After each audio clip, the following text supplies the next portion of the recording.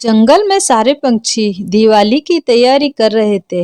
वहीं पर मुनमुन चिड़िया के बच्चे खाने के लिए रो रहे थे। मम्मा, बहुत जोर से भूख लग रही है, कुछ तो खाने को दो ना। उसको दिया है तो मुझको भी दो, मुझको भी भूख लगी है। कुछ देर रुक जाओ बच्चों, पापा अभी आते ही होंगे। वो आज पैसे लेकर आएंगे, तभी तो खाना बनेगा घर में। दोनों बच्चे रोते रोते सो गए। मुनमुन अपने पति गोलू का इंतजार कर रही थी। कुछ देर बाद गोलू घर आया तो उससे पूछती है, आज बड़ी देर लग गई आने में आपको। अरे आपने आज फिर शराब पी? हाँ, अपने पैसे की पीता हूँ, समझी? घर में खाने के लिए पैसे नहीं हैं, बच्चे भूखे सो गए। और तो क्या हुआ, एक दिन नहीं खाएंगे तो क्या होगा? मेरा दिमाग मत खराब कर, भाग यहाँ से। तुमने सारे पैसे फिर से खर्च कर दिए, अब मैं क्या करूँगी?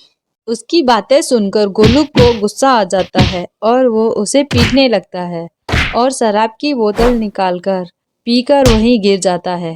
हे भगवान, मैं क्या करूं? अब ये तो कभी नहीं सुधरने वाले। अगले दिन बच्चे भूख से रोने लगते हैं।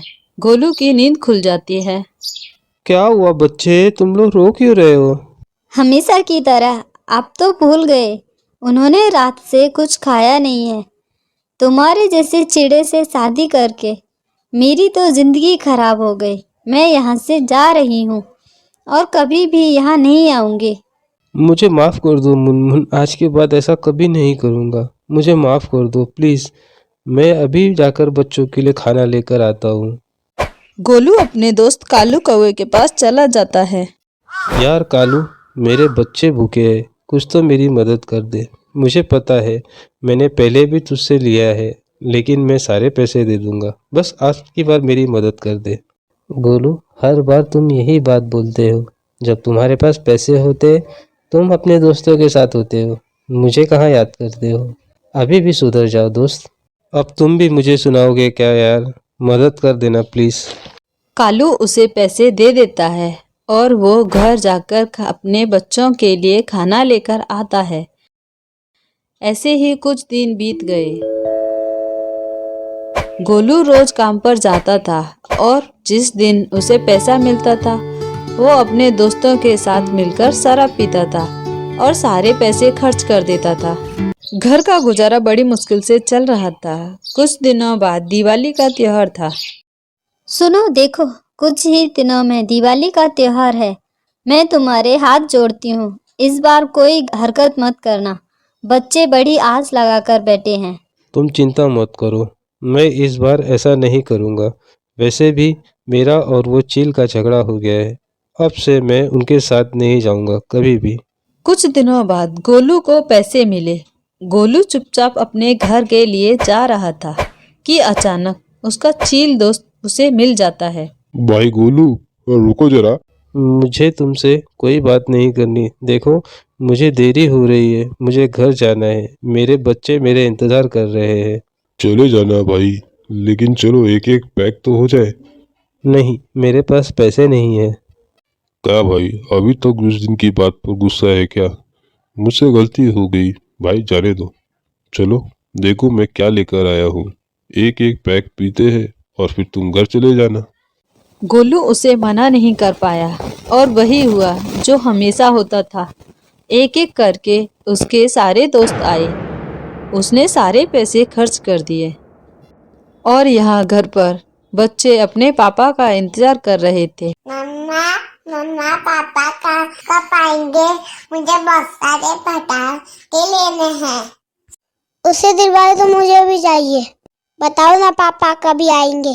तभी गोलू घर आता है और आते ही सो जाता है। पापा उठो ना, चलो ना हमें पटाखे दिलवाने के लिए। गोलू नहीं उठता। ये सब देखकर मुनमुन को बहुत रोना आता है और वो कालू कौवे के घर जाती है और उसे सारी बातें बता देती है।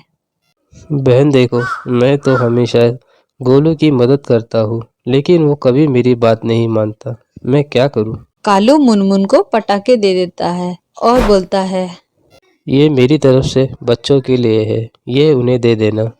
अगले दिन गोलू फिर से उठकर मुनमुन से माफी मांगता है। इस बार मुझे माफ़ कर दो। देखो कल दिवाली है ना, मैं बच्चों के लिए पटाखे लेकर आऊँगा। तुम तो रहने ही दो, अब तो तुम्हें पता भी नहीं होगा। 2 दिन हो चुके हैं दीपावली को, आज तो भाई दूज है। तुम 2 दिनों से सो रहे थे। तभी उसके दोस्त चील की आवाज आती है और वो उसके साथ चला जाता है। यह देखकर मुनमुन बहुत परेशान हो जाती है। इतने में कालू कौवा वहां आ जाता है। मुनमुन बोलती है, अरे कालू भैया, आइए बैठिए। अरे भूल गई क्या, आज भाई दूज है।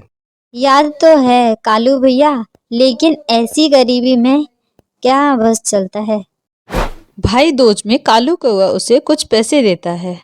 मुनमुन उन पैसों से एक छोटी सी चाय की दुकान शुरू करती है। कुछ दिनों में उसकी चाय की दुकान बहुत अच्छे से चलने लगती है। अब मुनमुन की चाय की दुकान पर भीड़ लगने लगती है और इस तरह से अकेले मुनमुन ने अपने घर का सपना पूरा किया। अब बच्चों को किसी चीज के लिए रोना नहीं पड़ता था। मुनमुन की मेहनत देखकर अब गोलू भी सुधरने की कोशिश कर रहा था। आपको क्या लगता है, गोलू सुधरेगा या नहीं? ऐसा ही रहेगा? कमेंट करके जरूर बताइए। कहानी पसंद आए तो चैनल को सब्सक्राइब करें और वीडियो को लाइक करें और कमेंट करके बताइए हमारी कहानी आपको कैसी लगी।